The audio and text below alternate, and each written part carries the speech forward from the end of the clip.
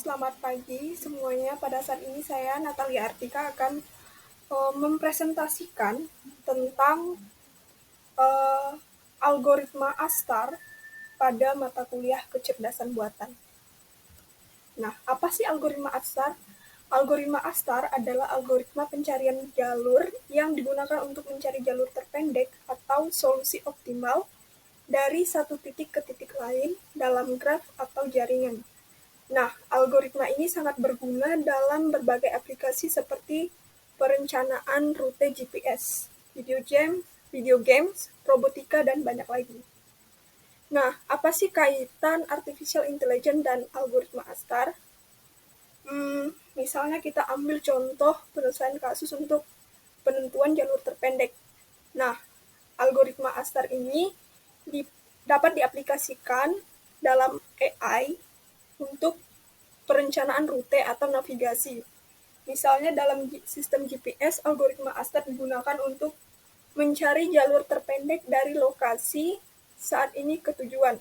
Nah, ini adalah contoh aplikasi AI yang memungkinkan perangkat untuk memikirkan dan mengambil keputusan tentang jalur terbaik untuk diambil. Kemudian apa aja sih komponen utama dalam algoritma Astar? Yang pertama ada simpul atau node. Nah, simpul atau node ini merepresentasikan titik atau lokasi dalam graf, yang mana setiap simpul memiliki atribut sebagai berikut, yaitu ada Gn, biaya yang sejauh ini dari titik awal ke titik simpul. Kemudian ada Hn, heuristik, yaitu estimasi biaya dari simpul ini ke simpul tujuan. Kemudian ada Fn, total biaya, yaitu jumlah dari Gn dan Hn. Hn dikali Fn sama dengan Gn dikali Hn. Kemudian ada parent, simpul yang menghasilkan simpul ini dalam jalur yang sedang dieksplorasi. Kemudian ada komponen kedua yang disebut open set atau himpunan terbuka. Himpunan terbuka itu berisi simpul-simpul yang belum dieksplorasi sepenuhnya. Algoritma Astar memilih simpul dengan nilai Fn terendah dari himpunan terbuka pada setiap iterasinya. Kemudian ada himpunan tertutup, closed set, yang mana himpunan tertutup berisi simpul-simpul yang sudah dieksplorasi dan tidak perlu dieksplorasi lagi. Jadi biar hasil yang didapat itu lebih optimal. Kemudian ada fungsi heuristic function, yang mana fungsi yang memberikan estimasi seberapa dekat atau seberapa mahal untuk mencapai tujuan dari simpul. Heuristik digunakan untuk membantu algoritma membuat keputusan tentang langkah selanjutnya. Fungsi heuristik harus adil, tidak meremehkan atau tidak meremehkan biaya. Untuk memastikan algoritma Astar menghasilkan solusi yang optimal jika heuristiknya konsisten atau admissible. Kemudian ada komponen biaya atau cost. Biaya sejauh ini atau tadi kita nyebutnya Gn ya. Biaya sejauh ini Gn adalah jumlah biaya dari simpul awal ke simpul yang sedang dieksplorasi dalam jalur saat ini. Kemudian saya akan menjelaskan proses kerja dari algoritma Astar. Yang pertama, algoritma dimulai dengan menginisialisasi simpul awal dan menghitung nilai Gn, Hn, dan Fn untuk simpul tersebut. Selanjutnya, algoritma menambahkan simpul awal ke himpunan terbuka. Kemudian, algoritma berlanjut ke dalam proses iterasi atau perulangan ya. Pilih simpul dengan nilai Fn terendah dari himpunan terbuka, kemudian memeriksa apakah simpul tersebut adalah tujuan. Jika ya, maka algoritma telah menemukan solusi. Jika bukan tujuan, maka algoritma memperluas simpul tersebut dengan menambahkan suksesor-suksesornya ke himpunan terbuka. Algoritma menghitung nilai Gn, Hn, dan Fn untuk setiap suksesor dan memutuskan apakah akan mengeksplorasi mereka.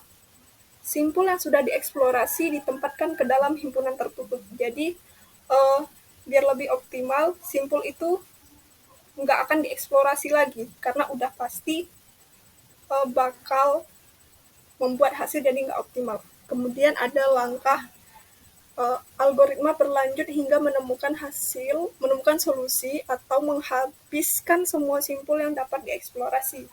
Jika himpunan terbuka kosong dan solusi belum ditemukan, maka tidak ada jalur yang memungkinkan dan pencarian dianggap gagal. Sekian penjelasan tentang apa sih itu algoritma ASTAR dan bagaimana prosesnya. Selanjutnya saya akan menjelaskan dalam program atau codingan yang sudah saya buat itu mengenai water jug problem. Ini saya akan menjelaskan program implementasi algoritma ASTAR ke dalam kasus water jug problem.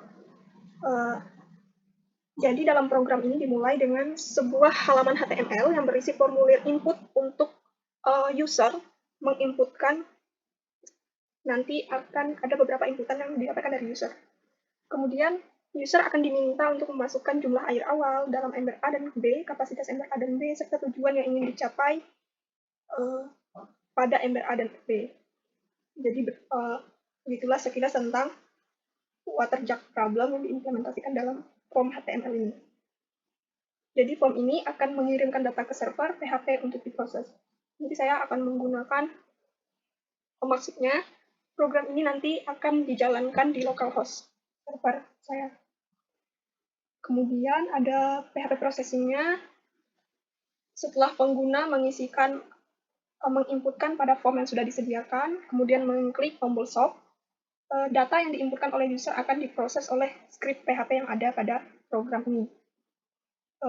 Data input dari pengguna, yaitu yang berupa jumlah air awal, kapasitas, dan tujuan, akan diambil dari formulir dan disimpan dalam variabel.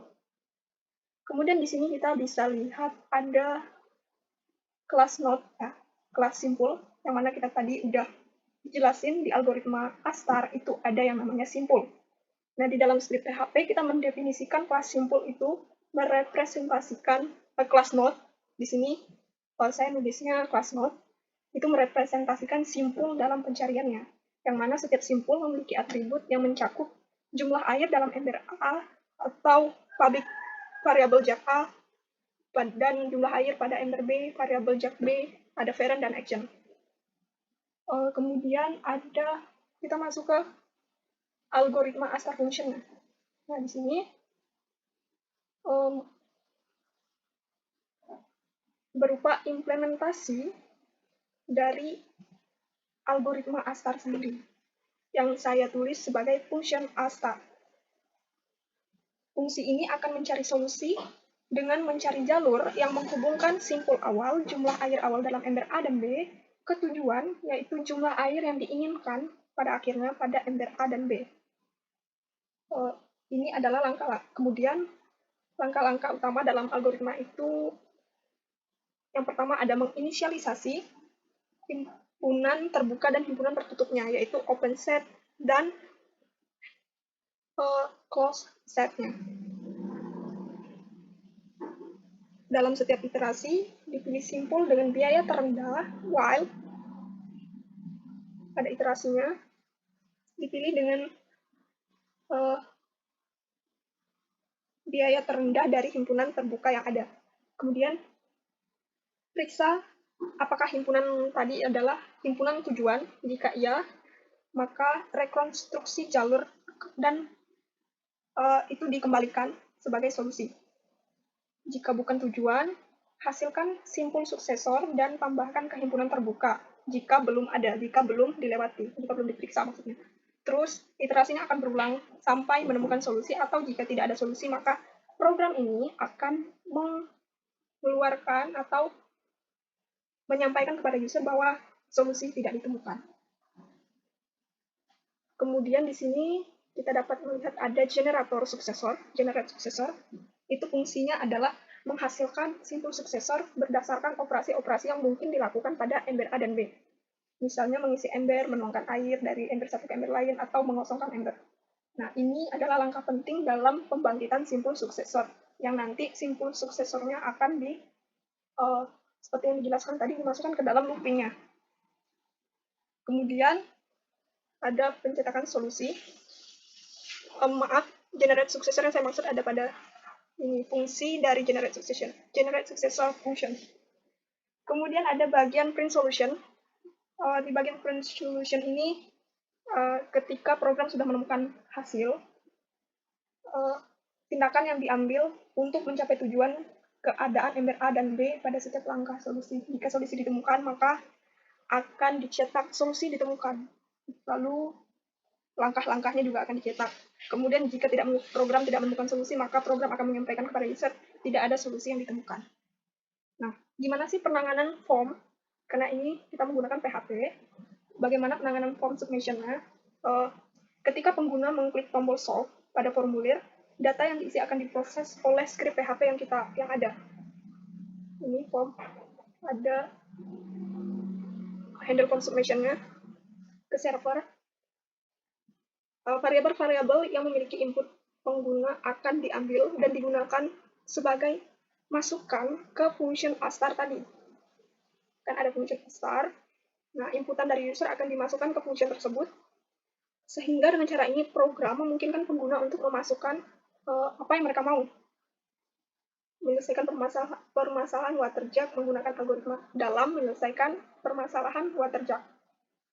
Dan kemudian menampilkan langkah-langkah yang diperlukan untuk mencapai tujuan tersebut kepada user. Nah, program ini menggabungkan HTML dan PHP serta logika algoritma untuk mencapai tujuan tersebut. Baik, tadi kita sudah membahas dalam codingannya bagaimana implementasi Astar untuk menyelesaikan waterjet problem. Nah, di sini sudah ada halaman HTML-nya, sederhana. Bagaimana algoritma Astar menyelesaikan waterjet problem. Dalam halaman ini, pengguna atau user diperintahkan untuk memasukkan jumlah air awal, keadaan awal, pada ember A dan ember B. Di sini hanya menggunakan dua ember. Misalnya kita masukkan keadaan awal di ember A ada 3 liter, ember B ada 0, kosong. Kemudian kapasitas ember A itu 5, kapasitas ember B itu 3. Tujuannya kita mau nanti di ember A itu ada 4 liter. Di ember B 0. Nanti seperti yang udah dijelasin tadi, apa yang diinputkan user itu bakalan direkam, dikirim ke server, dan bakalan diproses menggunakan tadi fungsinya namanya algoritma start function, kalau nggak salah namanya itu kan. Nah, dari apa yang kita inputkan tadi ternyata ada solusinya. Tadi kan kita input keadaan awalnya itu ember A ada 3 liter, ember B ada kosong. Kemudian tujuan yang kita input itu ember A-nya harus 4 liter, isi ember B-nya kosong. Jadi dia kasih langkah-langkah. Yang pertama, langkah pertama yang dia kasih adalah isi ember B. Ember A itu ada 3 liter. Ember B tadi kosong. Jadi sekarang kita isi ember B sampai penuh. Jadi ember B ada 3 liter atau penuh. Kemudian tuangkan dari B ke A. Nah, ember A itu jadi 5 karena diisi penuh dari air yang ada dari ember B. Kemudian ember B sisa 1 liter lagi. Kemudian kosongkan ember A-nya. Ya, sebagai bentuk pemborosan air. Ember A-nya dikosongkan, kemudian ember B-nya tetap 1 liter. Lalu diperintahkan lagi, dia kasih saran, tuangin dari B ke A. Jadi sekarang isi ember A itu 1 liter. Dan ember B jadi kosong. Kemudian dia bilang isi ember B. Ember A tetap 1 liter. Ember B penuh, diisi penuh jadi 3 liter. Kemudian tuangkan dari B ke A. B tadi penuh 3 liter, kemudian dituangkan ke ember A jadi 4 liter. Sehingga ember B menjadi kosong dan tujuan tercapai. Yang mana tadi kita isi tujuannya itu ember A harus 4 liter dan ember B 0. Nampak sekali di sini ya algoritmanya melakukan pemborosan air, tapi memang inilah yang namanya kecerdasan buatan. Terima kasih. Sekian presentasi dari saya, Natalia Atika, dengan NIM D104121108. Mohon maaf jika ada kesalahan kata atau apapun dalam presentasi ini.